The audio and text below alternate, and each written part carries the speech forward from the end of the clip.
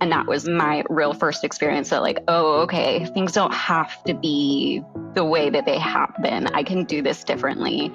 And it really wasn't until when I saw some Gen Zs, I think it was on TikTok, that they were like, oh, Gen Z will just come in and be like, I don't like the vibes and walk out. And I was like, we can do that? Like, I'm pretty sure a lot of millennials really wanted to do that. We just didn't know that we could. Like, what? Welcome back to the Recalibrate Podcast, a series of conversations and ideas that connect us more deeply to others and therefore ourselves. Each episode is designed to help you reflect and reconnect, leaving you feeling inspired to make positive change on your path towards a more purpose-driven life. Before listening, if you could go ahead and rate the podcast wherever you listen to it, that would be super, super helpful. And follow us on Instagram at recalibrate.podcast so that you can stay connected. Let's get into it. Welcome to the podcast. Today I have Blair on. I'm so excited to talk with you today. We got introduced through Ben, and when we initially connected, we just felt like we had so much in common to talk about the millennial experience, about showing up as your authentic self, and kind of this like serendipity and magic that happens once you start to do that. We had a lot of stories on that. So Blair, I'll let you do a little brief introduction and then we can get into it. Thank you so much. And thank you so much for having me, Jacey. And thank you for starting Recalibrate for folks like me. It's been a really great resource, and listening to the past episodes, just every episode is so insightful. I am born and raised in Southern California. I opened a marketing agency. I've been in marketing for my entire career, just over 15 years now. And I had an interesting experience. I was born in 89, so I'm a millennial. Also, being born in the same year as our Lord and Savior, Dr. Taylor Allison Swift, will forever be my biggest flex. I am very much a 1989 girly. But I had a unique experience in the corporate world being a millennial. As I sort of rose up, I worked more and more with other generations. And it was a really interesting experience dealing with some of those preconceived notions and, different ways that people thought I would behave based on the generation I was born in. And through that experience and sort of through my career and working my way up to CMO and then, leaving and meeting the love of my life and, how that led me to start my own company, I really thought that I had some lessons that I've learned, honestly, most of them the hard way. And I thought, gosh, if I can just share these lessons, and some of them are really crazy stories, hopefully I can help other folks, whether they're in the same generation or not, sidestep, some of those mistakes that I made.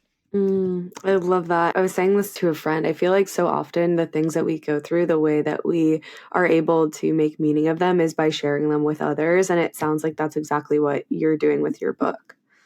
Yeah, that really resonates with me. I went through a specific situation where, I talk about it in the book. So I opened my business and I was getting married last year. And so I decided to bring on someone to sort of oversee things while I was out getting married. And I got married on July 7th, 2022.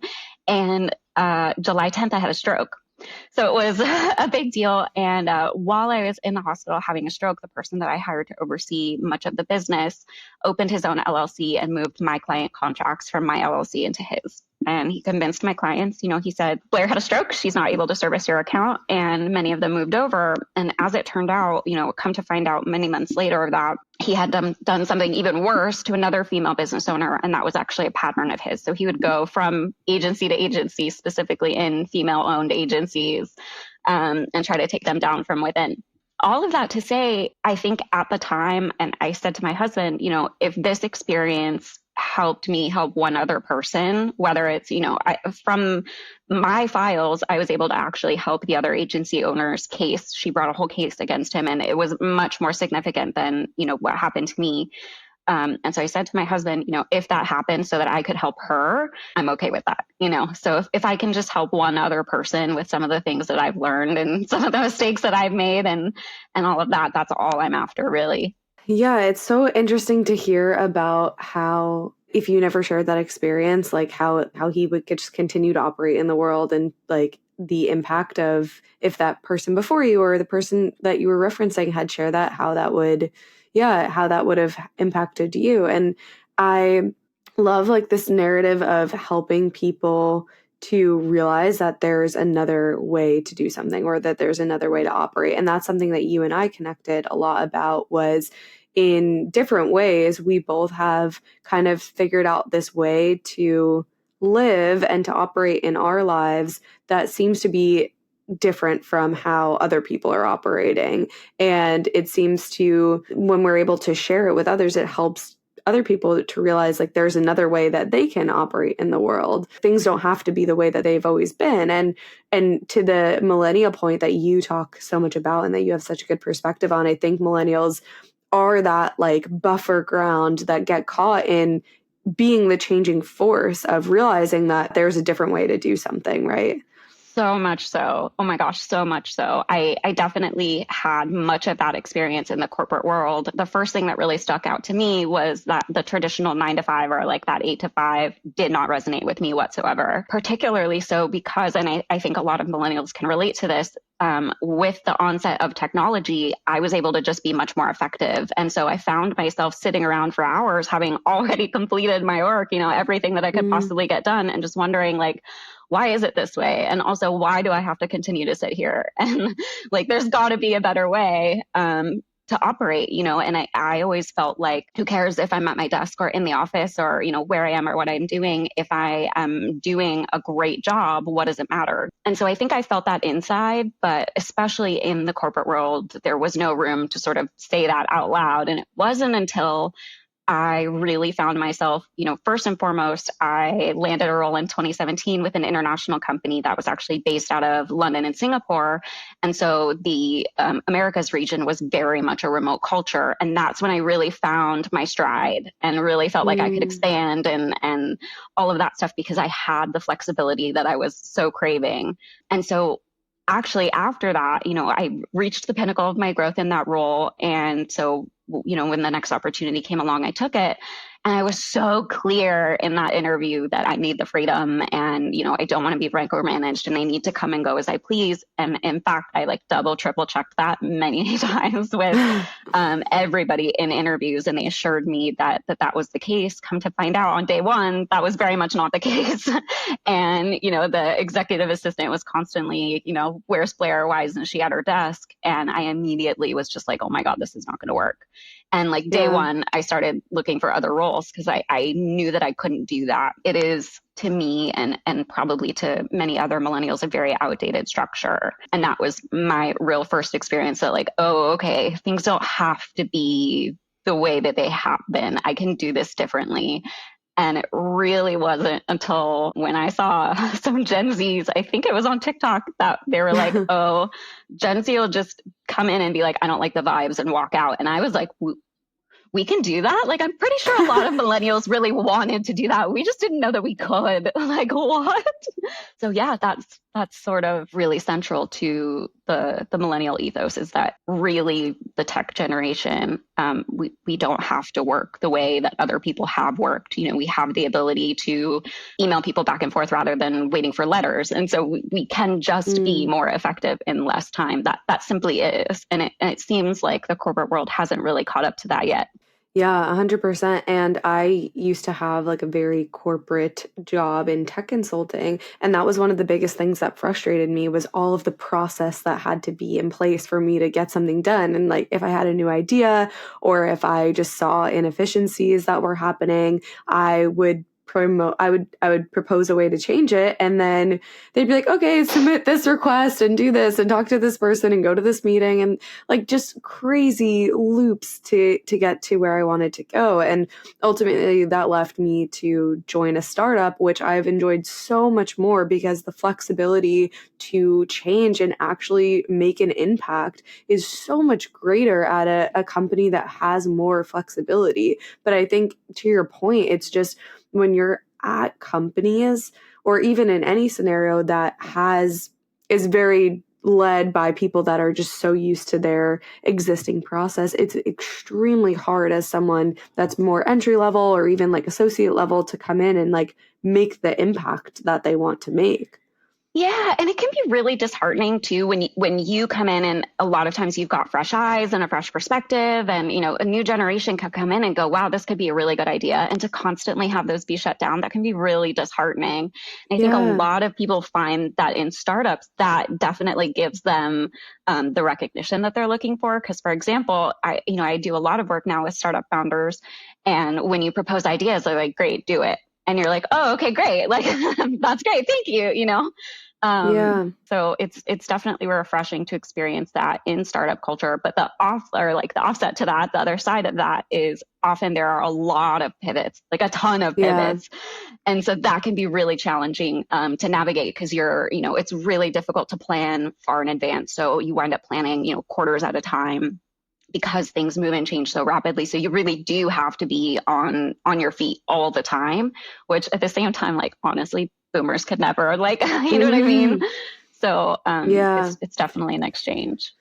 100%. And that's probably the most challenging thing about working at a startup that I experience and that I hear my friends experience. It's like, you can't plan for the whole year. You can't have this overarching roadmap, and any plan that you have to be flexible enough to know that it probably is just going to get changed. Like, you can't have too much attachment to it. And I think at bigger, more structured companies, they're so attached to it, and it is really hard to change, which, to your point, like, it does give a level of stability and a level of, it's kind of nice to have that level of planning be put into place. There are times when I miss that a little bit, to be like, okay, it would be nice to be able to have a plan set in stone, but it doesn't allow for the same flexibility, and things are changing so fast all the time, especially with technology, that it's just not realistic to say in November of next year, we're going to do this thing and stick to that plan. Because, like, I don't know, I remember when ChatGPT came out last year, like, changed the whole world. And if we had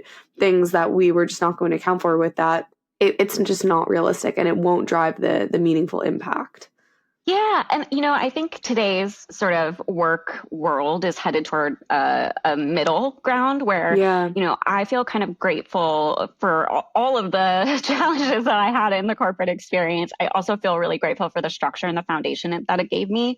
So I'm able to come into the startup world now and provide processes and procedures and templates for things that they might not have had. And my experience in the rigid corporate world really gave me the ability to stand those things up and put some process and structure around things that do need it, while also leaning into this whole millennial aspect of, if that's not working, let's change it, and let's change it now.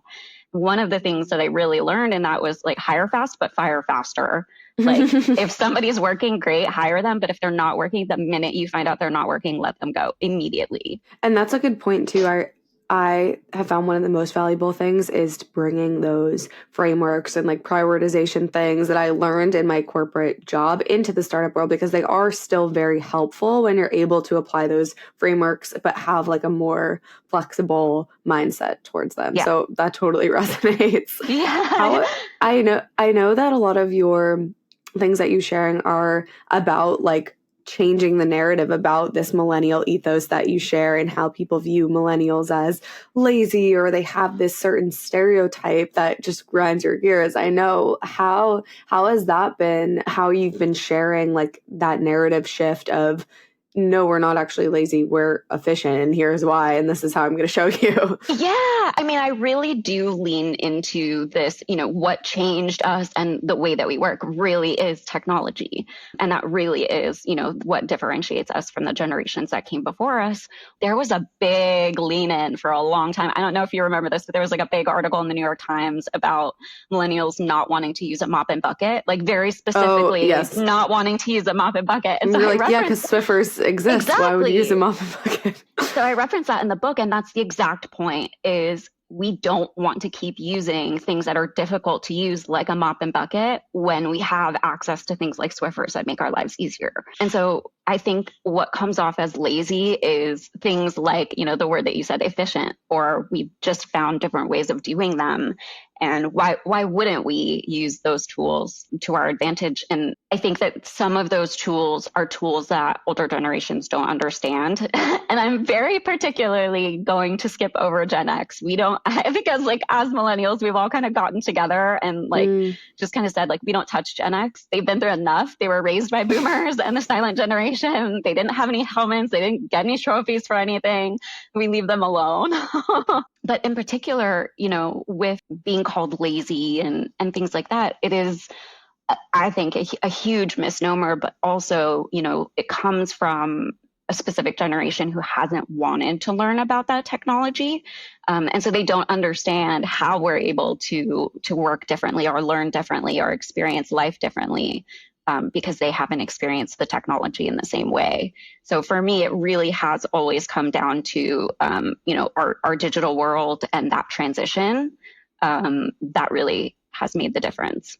I'm curious, and maybe you haven't, if you've talked to any or interviewed or had conversation with any of people from this older generation, about this specific stereotype to get a deeper level of understanding or try to come to some middle ground of your perspective and hear more about why they're so stuck in this certain way and this unwillingness to learn, just to see where this closed-mindedness comes from. I have, and it really has depended, at least in my experience, it has depended on the person. So, in the role that I was talking about in 2017, I reported to, I believe they're Gen Xers, and they were super, super understanding, very flexible, just great bosses, gave great direction. When I've reported to boomers and even, folks in the silent generation, they want things done the way they want things done, but they were raised in an environment where there was no talk back, there was no pushback. So a lot of times people will come down to this, is it nature, is it nurture? A lot of that is both the nature and the nurture that raised that generation. The fundamentals of society were really different then. Now, what's really interesting is when I have had most of these discussions with boomers in particular, they go one of two ways. One is, oh, wow, yeah, that's really cool and different. And, both my parents are boomers. And so the conversation is definitely nuanced for sure. The other experience that I've had is just a straight, won't hear it. And just the voice gets louder and louder and louder the more they don't want to hear it. And the feedback that I get is, if I overpower you, you'll stop talking. So that is the conversations that I've had with boomers have gone one of those two ways. Either they're totally open to hearing about it, or they will raise their voice and try to be right.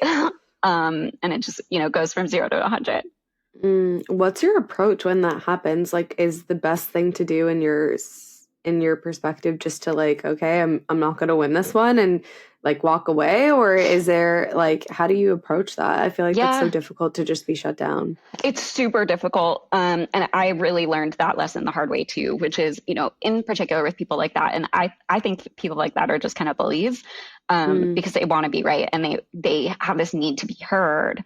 You just can't win. You just can't win against bullies. And I don't have the time or the energy to try to change people's minds. If I did, I'd be spending my whole life doing that. What you said is 100% how I engage the situation. Is I will, be really polite and say, oh, okay, well, that's really great. And then, I'll just kind of disengage and leave the situation. You talked to me a little bit about just how you think the future will shift as millennials start to grow into these positions of power. And it no longer is going to be these boomers and silent generation in these positions of power. How do you think that will start to create societal shifts or shifts in just how we operate in the everyday world? Because I do think it is going to create major change.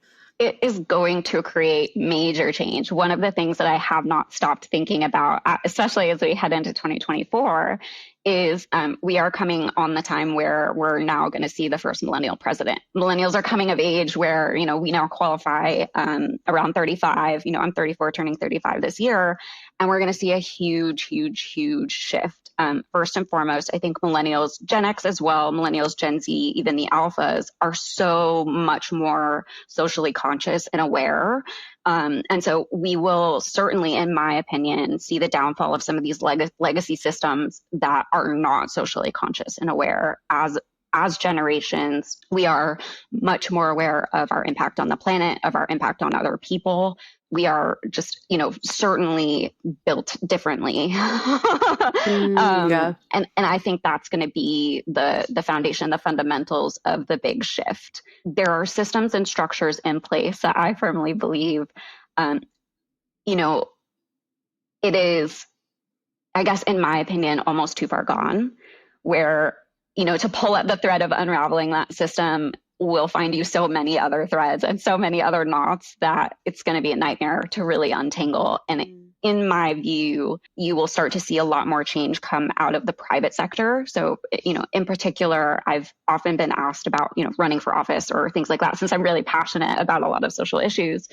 And I have consistently come back and said, I don't think that the current system is the place for me. I think that, someone with a gentle spirit like mine and things like that, I think I'd get crushed in the existing system. And so, I'm choosing to try to make change where I can from outside of the system. And that will happen with private equity, venture capital.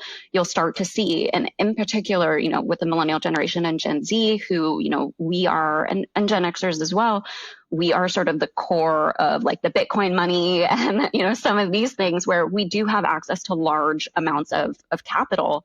I think that the private sector will be the driver of a lot of that change. I'm curious if you see in your research if this structural issue that's divided by this age differentiation, if it's as prevalent in other places in the world, or is this a primary like United States thing? Like, have you seen in other countries or other places where they have very different cultures, is this divide in age as prevalent as it is in the United States? Very good question. Oh my goodness. In my experience, I have seen that it's not. So for example, my husband is from Africa and his parents are also boomers. My husband is a Gen Xer. And they are very different. They are incredibly culturally aware.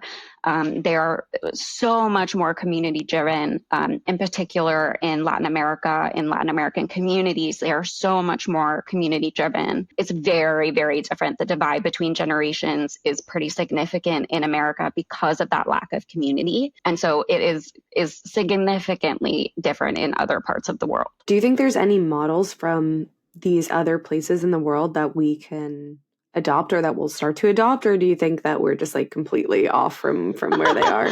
Honestly, to be seen. It will be definitely interesting. I notice much more now than I ever did the hyper individualism that is fostered here in the US. It is incredibly prevalent.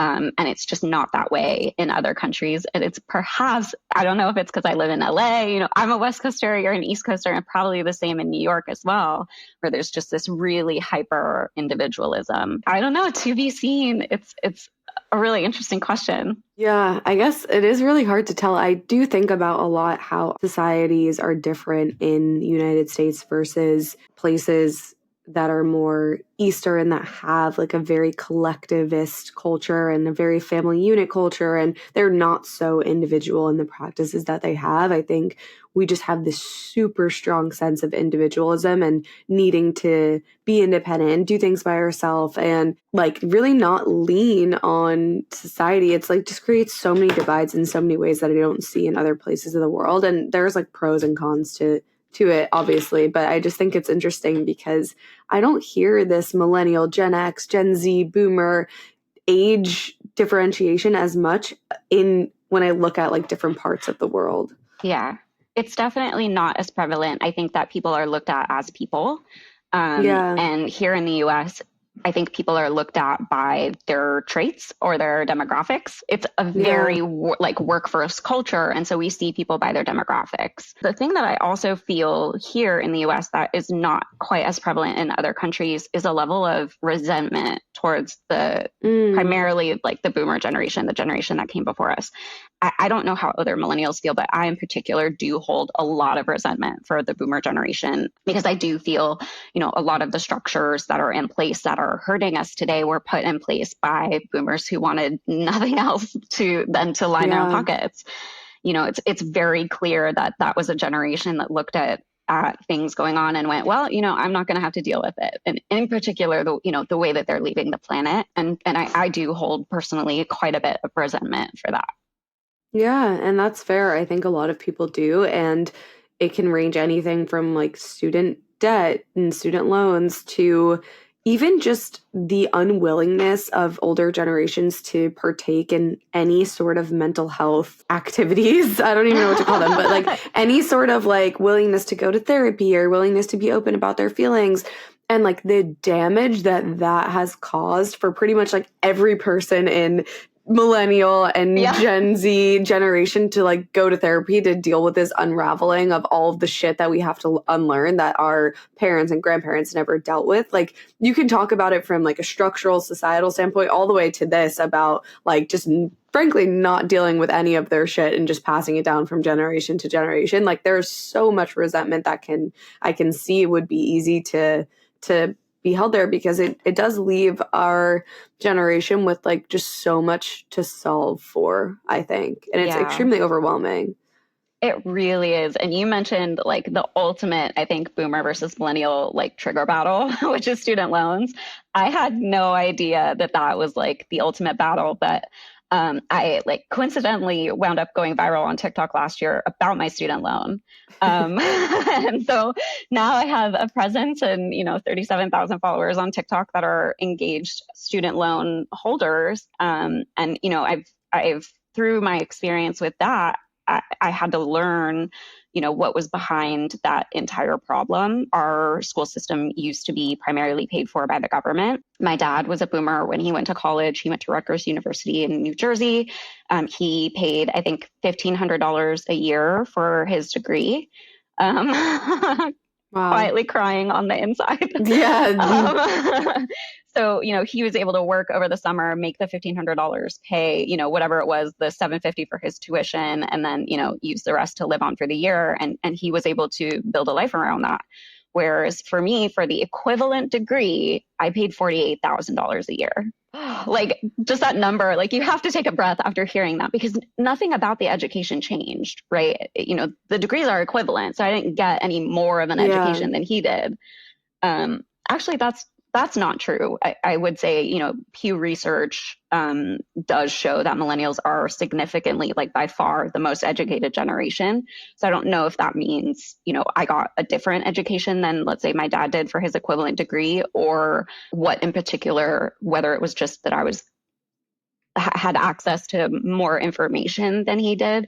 That is still to be seen, but the student loan divide is deep, and it really does tend to run between boomers and millennials.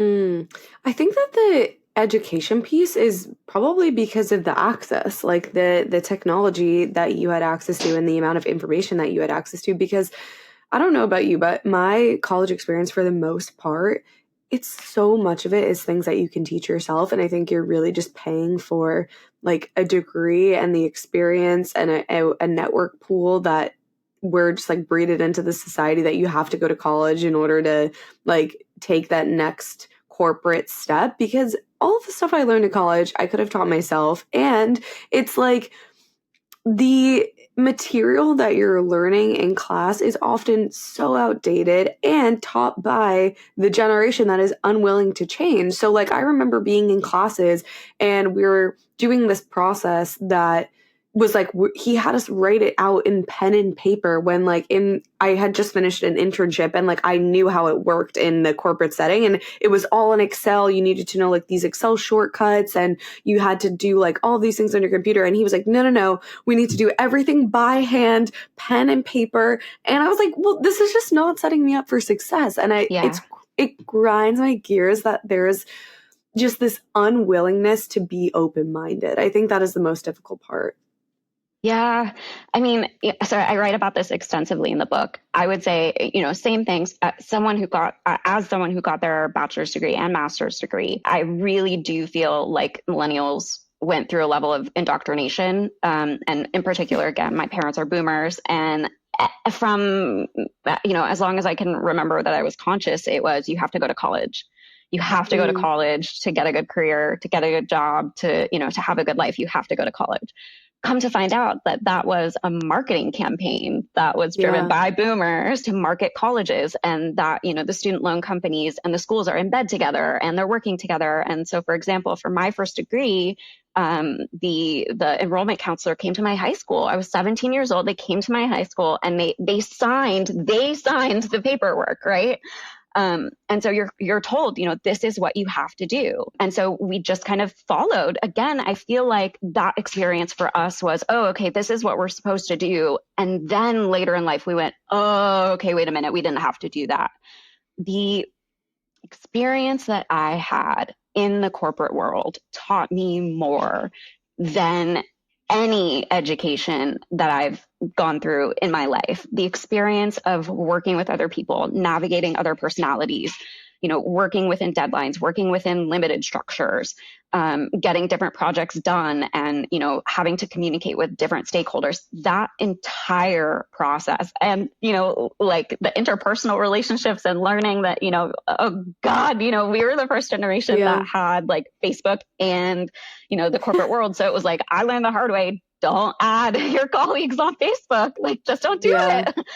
It was stuff like that, taught me more than, anything that I learned on pen and paper. And I really do feel like the education that I got was very much read a book, take a test, read a book, take a test, read a book, take a test. A lot of that comes from No Child Left Behind, which I have a lot of bones to pick with that, because it does, in fact, leave almost every child behind now. And,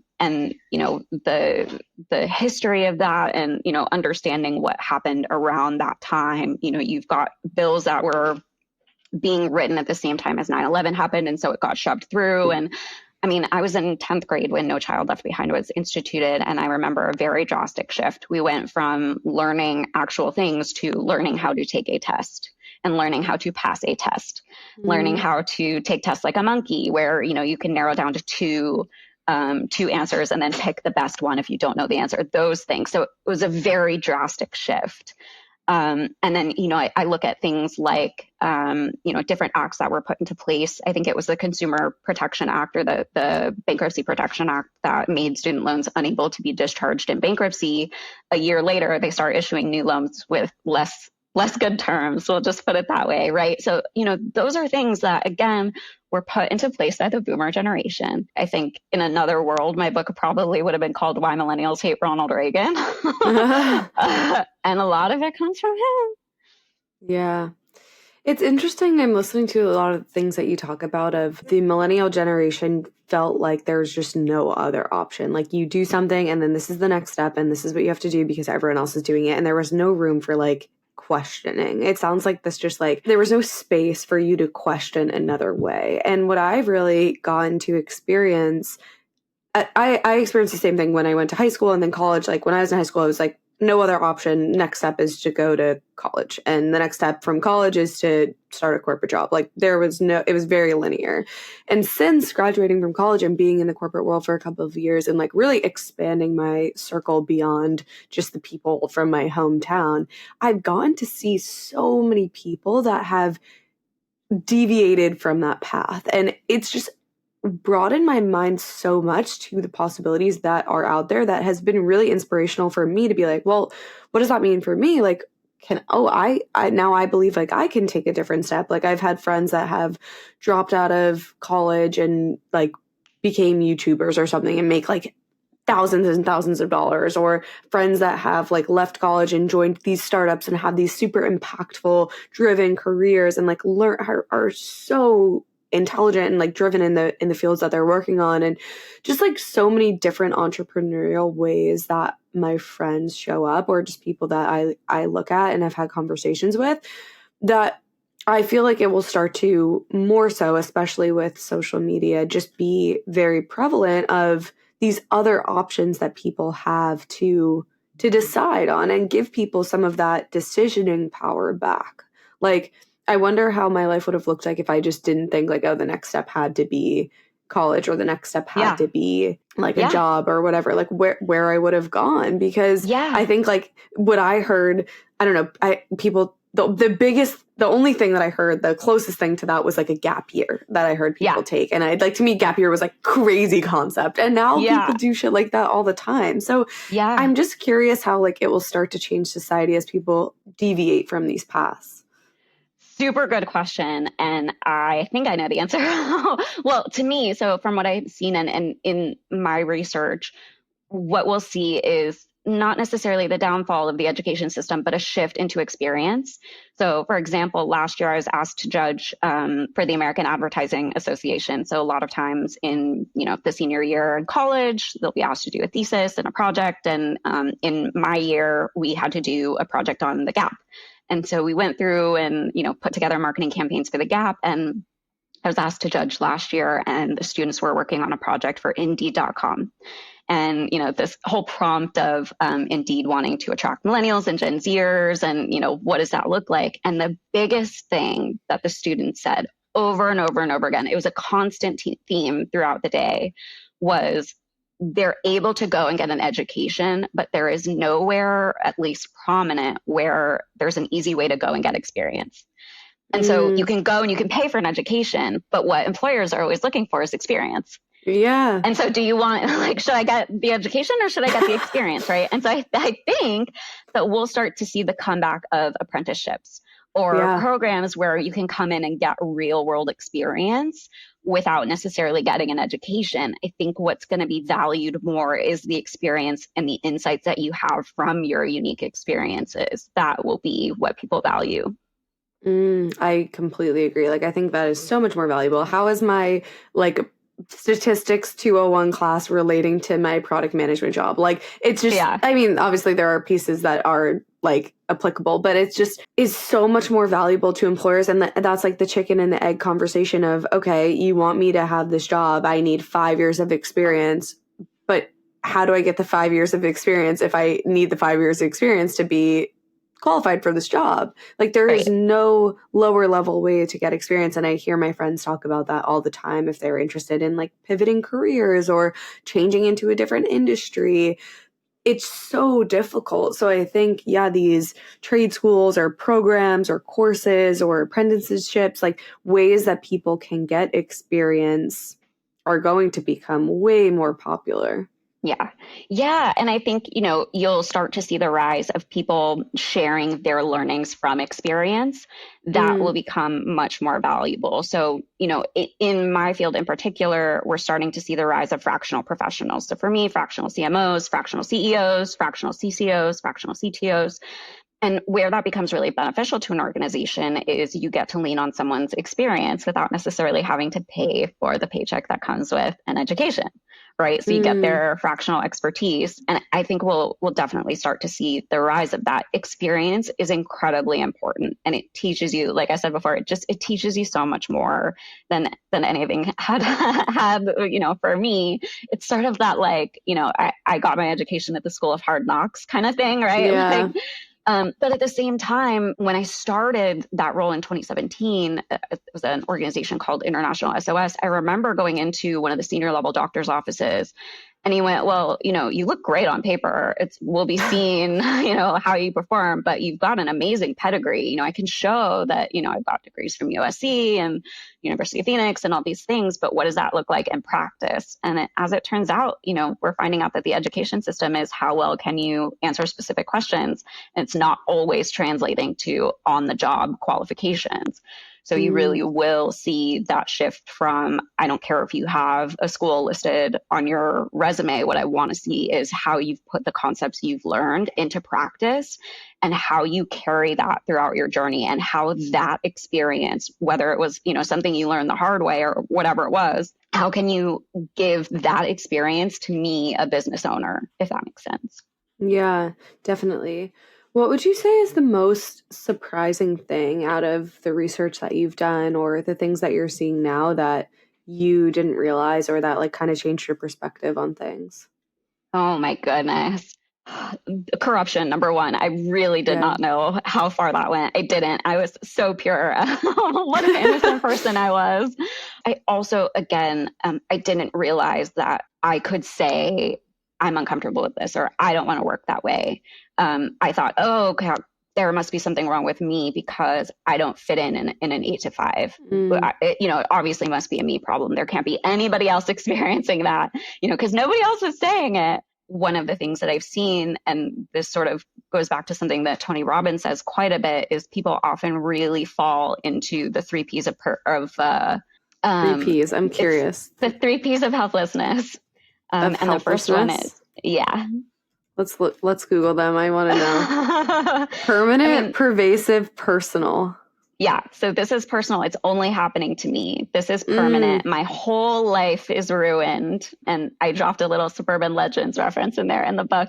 And then the third is, this is pervasive. This is, a huge problem. Yeah. I love how you brought up that people, and you thought that it was just only happening to you. Like every single episode I've ever done on Recalibrate comes to this point of like realizing that you're not the only person that has this experience, which is so fitting because it's so easy to think that our thoughts are unique. Like somehow we think that we're the only people in the entire world that have the thoughts that we're having. And it's so hard to zoom out and realize there is so many other people that have those thoughts. But I don't know why we feel this shame piece of like, I experience it too every day, even after I've had hundreds of these conversations. Like I still have moments every single week where I'm like, oh, I'm the only person that has this thought, even though I know that's not true, because I've countless times have heard other people connect on like, oh, I've had that thought before. Like you were not alone in that thought. But somehow when we have a thought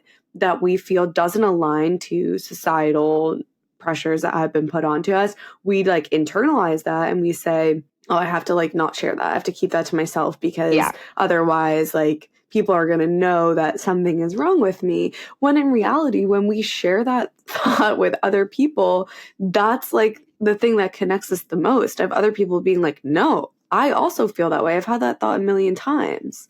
Yeah. Again, I think that really comes down to the technology thing because when we were growing up, we didn't really have that connectivity to other people. So it's very kind of right on target to go, oh, okay, this must be, a me thing. I'm the only one experiencing this.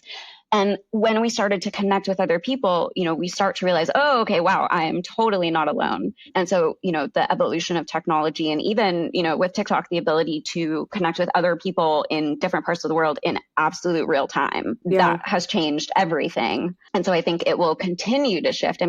I see, the next level, whatever is going to come after TikTok and sort of blow these existing platforms out of the water will be something that allows for us to communicate in real time and get real information in real time from other people and do that in a way that is, in video. I think that's probably going to be the next big thing. Yeah, I completely agree. And something that I'm thinking about too is just like with the amount of information that we have and the amount of connectivity, like that is a great thing. But also I think social media, like one of the downfalls of it is that it continually perpetuates what you believe. Like the algorithms are so good that it continues to show you a very curated experience of all the things that you love, which is great if you want to keep, repeating your same narrative. But where that's a downfall is like your perspective just continually gets affirmed, basically. And you don't have that same, even though our generations are way more open, we think that like our way is the right way because that's what we're being served.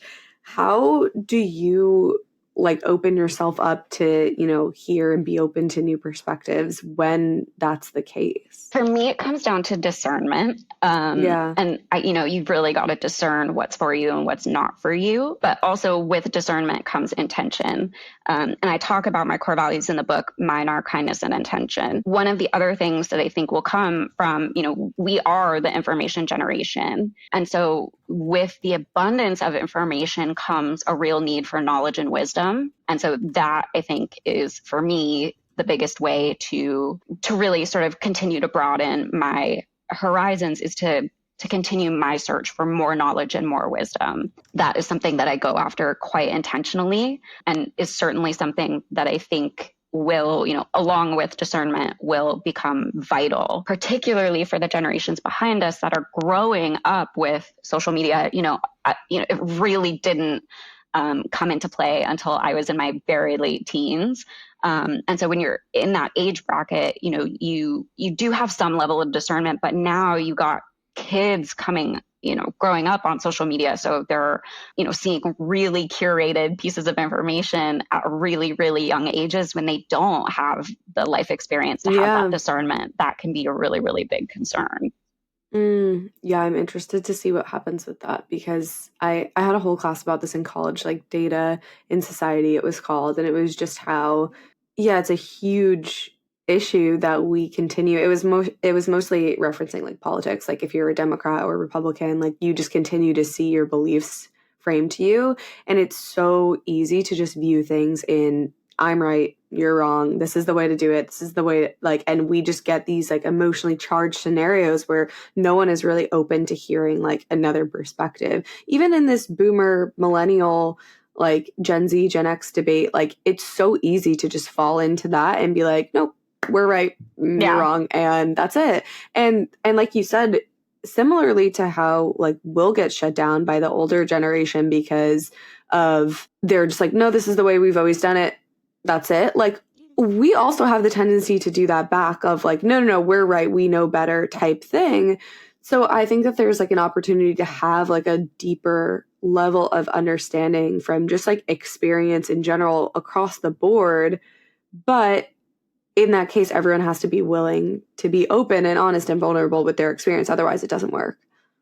Yeah, absolutely. 100%. And, now that I'm a manager and managing others, I really try to go back to like, how would I have wanted to be managed? I think, in particular, I've had to, again, be very intentional about how I lead others. And I've made a lot of mistakes, in leading others. But also, I've really tried to be the boss that I wish I had. The culture that we keep at Hudson Davis is very much, I don't care who you are or what you're doing or where you're doing it. You get your job done. We don't miss deadlines. And that's it. Do what you need to do to facilitate your best work, whether that's sitting on the couch all day and relaxing or going out for a bike ride or exercising or whatever it is, whatever facilitates the environment for you to do your best work. That's the environment I want you to be in. And I think that our generation will be more intentional about that than previous generations have been, but we still do have to put the work in to be intentional about that as leaders and to remember that, when we were that age, we wanted to be heard as well. And so I really do try to remember that, as I hire Gen Zers, to really let them shine with what they do know. And what they can bring to the table, and then guide them where I can. I love that approach. I think it goes in line with your values of, being intentional and being kind. And that's like the only way that you can do it. And then just learn from there as you go, like learn by experience, how we're saying. Yeah, honestly, it's that school of hard knocks, I tell you. Yeah. What's your, what would you want people who are listening, like their takeaway to be, or their call to action to be about this, like divide in generations, or things that people can do, or like just inspiring people that they can take a different path and they don't need to go with the norms? Like, what would your takeaway be? I would say if anybody takes anything away from me in any sort of way, it would be to be totally and unequivocally and completely yourself. And I know that can be really, really challenging, in particular in work situations and in life situations. But you'll find that the more you are true to yourself, as difficult as that can be, when I started acknowledging myself in any sort of way, when I started leaning into those gut feelings that I was having inside and not questioning them, is really when I started to build a life that I really enjoy. I started to find a workplace that I could really resonate with. And that wound up, leading me to starting my own company. And it's so funny because, when I was trying to be like everybody else, I thought, okay, well, I better start going to bars to try to meet somebody. And I, met shitty dudes and ate shitty food, right? But when the pandemic happened and I was being totally, just as a happy accident of what happened, we were all at home in our pajamas, and that happens to be my favorite place to be. I love a good corner with a good book. When I was being completely myself in the pandemic and in the place that I value most, at home with my dog, was when I met the love of my life. And that led me to starting the company that I run and own now, and to meeting the clients and working on the projects that I do. So I would say if there was one piece of advice to navigating, whether it's interpersonal relationships, be them intergenerational or not, obviously you've got to discern how to interact with other people, but the more you can lean into being totally and completely yourself, the more that you will find yourself around people who are for you, who are encouraging you, who are guiding you, who are mentoring you, who listen to you. You will draw that back into your life. That is such a beautiful takeaway. And I can 100% put my stamp of approval onto that, because I just have realized that so much over the past year as well. I know we connected over our serendipity stories, but I've just completely experienced that 110%, that when I was showing up as my fullest self, that is when the magic just unfolded in my life. And it's almost like you just put one puzzle piece into place and everything else falls into place. Like you said, you met the love of your life, you had this dream career, everything started to shift it, and it just creates so much more ease in your life, where I think in the past we've operated in just brute forcing our way through. So once you're able to really just show up unapologetically as yourself, yes, there's a stumble ground of losing things that aren't meant for you, which feels painful at the time, but it leads you to live this beautiful life in a way that's really meant for you, instead of what you think should be, or what everyone puts onto you as their standards of how your life should look. You get to co-create it. Yeah, I am obsessed with the alphas for that specific reason. I feel like they come out owning who they are. They know who they are. They're entirely feral about it, and they make no apologies. And that's the thing that I love most about them. I didn't start to really come into my authentic self until I was 30, 31. And so, I would really encourage folks in particular, younger generations, to really try to connect with their authentic self. And if that means, you've got to do some work, then let's do some work. But, also for people in older generations that maybe haven't gone through that process yet, that's definitely a good place to start. And I really hope that we start to encourage people to come into that confidence and to come into that place younger and younger. Yeah, I just saw this video yesterday, and it was this meme video basically of this girl in her 20s that was should I move to Spain? Should I start this hobby? Should I play an instrument? Should I quit my job? And should I become just all these crazy, not even crazy, but just all these different ideas that were just all over the place of what happens when you really just allow yourself to explore, what if I did this thing? And she was just oh, it's exhausting to have all of these thoughts and so overwhelming, and I'm not sticking to any one thing.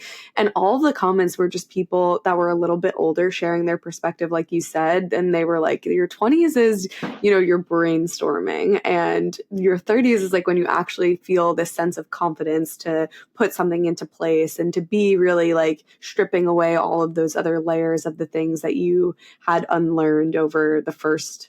It's the process of learning and unlearning. And I think when you get to be in your 30s, not that there's anything special about turning 30 overnight, anything happens, but I think to your point, it's just you start to have a little bit more ease on what everyone else is expecting of you, and you can just really start to listen to that intuition a little bit more and just tap into, I don't know, doing what you actually want to do. Yeah. I also think it comes from, that's kind of around the time where we go through our Saturn return from our astrology girlies out there. Yeah. And so I think, you wind up coming out of your Saturn return. I had mine between 28 and 30. And then immediately from 30 to 31 went into an extreme dark night of the soul. And so I came out of that process. I was so tired. Jacey. And I was just I do not have the energy truly to keep up these facades. I simply cannot. And it took, and I'm sure a lot of people experienced this in the pandemic, because I think the pandemic really elevated it. It took away my ability to turn on and off. I used to be able to really turn on and off, and I could do that really, really quickly. And now I have such a hard time turning on and off. Yeah. I find that the lines are a bit more blurred, and that I am showing up more authentically myself in more broad strokes, and really turning on less, and just being consistently myself. Yeah, that's such a good way to frame it. It's like there's so many points in our lives where we've just turned it on, and that was, praise. Like you're applauded for being able to mask everything and turn it on and just be this driving force and this boss girl and, just get shit done mindset. And it's funny that we're praised for that, like this ability to just disassociate from all of our emotions with like who we actually are. So I think it's actually a great thing that you've been able to, I mean, it came out of exhaustion, like you're saying, which like there's probably less painful ways to get there. But Yeah. I'm sure a lot of people arrive at it the same way as you, where they're just like, I'm too tired to keep up this front anymore. And I'm just going to be my authentic self and see what happens. Yeah, honestly. And, I had older friends when I was still in my 20s. I had them say, you'll find that in your 30s, that you'll wind up caring so much less. And I don't have the energy to care what people think anymore. Yeah. I really don't. Like, I just can't. And, also you wind up having so much going on that you're like, I just don't have the time. Yeah. And also exposure therapy, like you realize, okay, I showed up as myself and look at all of this that happened, and it reinforces you want to continue doing that. Yeah, absolutely. Well, thank you so much, Blair. This has been such a fun conversation. I was so excited to have you on, and I know we're both recovering from COVID. We had to reschedule and just plan, so I'm glad that we were both healthy and here. But you have a book that is coming out, or did it already get published? So I'm doing the most millennial thing ever. Okay, tell me. I am publishing 1 week at a time on a digital platform. So tell us everything. It's my Substack. So blairhuddy.substack.com. The first 3 chapters are out and available, and they're for free. And so I release new chapters every week on Friday right into your inbox. So you can read chapters 1 through 3. Chapters 4 through 6 are out now, and chapter 7 comes out tomorrow. Chapter 6 was Never Leave Money on the Table. And we'll see tomorrow what chapter 7 is. But so it is the most millennial thing ever, but that's where you can get it. Yay. I'll link everything down below. I'm so excited to get to read. And it's fun that I love this journey of it coming out chapter by chapter. It feels like my, favorite TV series. Like have to wait like a week for it to come out. So I feel like that's such a good model for publishing a book. That's very unique. I love it. I really do think that, the millennial generation will be, we're just doing things differently. And I did not want to go through the traditional publishing process. I wanted to be able to do it in my own way. And again, like, digital first, this was my way to do that. Well, thank you so much. I'll link it down below. Is there any other places people can find you or anything else you want to share? Yeah. So, my Instagram, my TikTok, I'm real Blair Huddy on all the things. Amazing. We'll link that as well. Thank you so much for having me. You are such a light. And so this has been my absolute pleasure. Oh, thank you so much. I can just tell your energy like over the screen. I feel like you have the warmest, gentlest energy. So it's just been so fun to connect with you and to get to chat. And I'm so excited for everyone to hear the episode.